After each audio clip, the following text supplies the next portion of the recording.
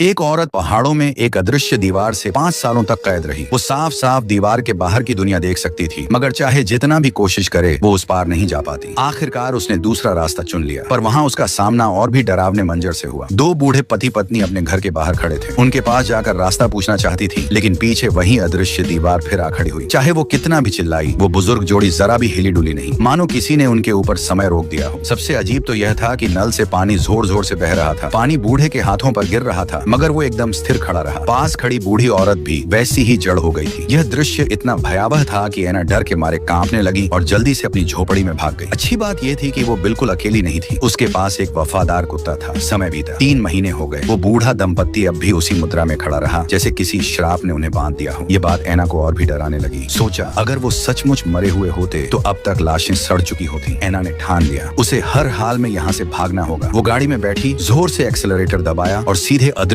दीवार की तरफ टकरा गई। पर नतीजा बेहद बुरा हुआ। गाड़ी चकनाचूर हो गई। उसके माथे से खून बहने लगा, लेकिन वो फिर भी नहीं रुकी। वो पहाड़ चढ़ती रही, नदियां पार करती रही, पर चाहे जिस ओर जाती वो श्रापित जमीन से बाहर न निकल सकी। आखिरकार उसने हार मान ली। उसने स्वीकार कर लिया कि अब जिंदगी भर उसे यहीं रहना होगा। वो खेती करने लगी, आलू बोती, सब्जियां उगाती। जब मांस खाने का मन होता तो कुत्ते को साथ लेकर जंगल में शिकार पर जाती। एक दिन उसने दरवाजे पर आवाज सुनी। खोला तो देखा एक भीगी हुई बिल्ली खड़ी थी। ऐना ने उसे दया करके घर में रख लिया। धीरे धीरे उसके पास कई जानवर आ गए, लेकिन उसका कुत्ता ही उसका सबसे बड़ा सहारा रहा। उसके लिए वो सिर्फ जानवर नहीं, बल्कि इस वीराने में उसका एकमात्र साथी था। 1 साल बीत गया। एक दिन शिकार से लौटते वक्त कुत्ता अचानक किसी को देखकर दौड़ पड़ा। पीछे गई तो उसने देखा एक इंसान। पूरे 1 साल बाद उसने पहली बार किसी जीवित इंसान को देखा था। वो खुश होने ही वाली थी कि नजारा डरावना हो गया। वो आदमी भूख से पागल हो चुका था, बस हड्डियों का ढांचा बचा था। उसने ऐना के कुत्ते को ही खाने की कोशिश की। ये देख ऐना ने तुरंत अपनी बंदूक उठाई। उसने साथी को बचाना चाहा, लेकिन देर हो चुकी थी। कुल्हाड़ी कुत्ते पर पड़ चुकी थी। ऐना ने गोली चलाई, मगर अब बचाने का कोई फायदा नहीं था। वो अपने कुत्ते को सीने से लगाकर फूट फूट कर रो पड़ी।